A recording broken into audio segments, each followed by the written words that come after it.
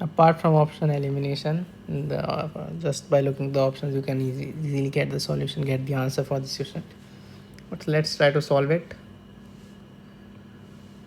What we have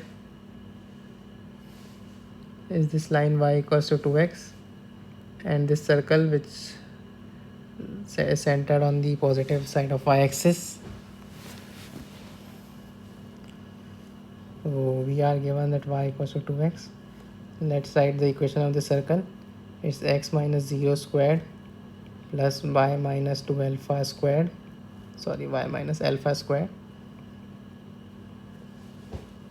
and we'll just substitute this in this because you need to solve this line from and the circle. So we get x square plus 2x minus alpha square equals to r square, which gives us x square is 5x square minus 4x alpha plus alpha square minus r square equals to 0. We need that this line touches the circle, that is this line is tangent to the circle, which means this quadratic equation should have only one solution, which means its discriminant should be 0.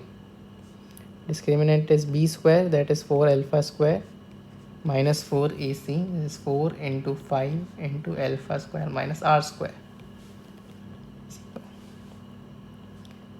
which is 16 alpha square minus 20 times alpha square minus r square, so 0, which is 4 alpha square minus 5 alpha square plus 5 r square. This gives us 5 r square equals to alpha square.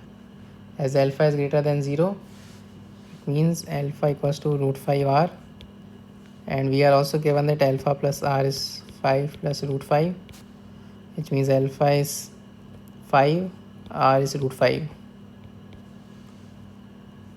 So p should be mapped to 4, q should be mapped to 2, r already we know is going to be mapped to 5,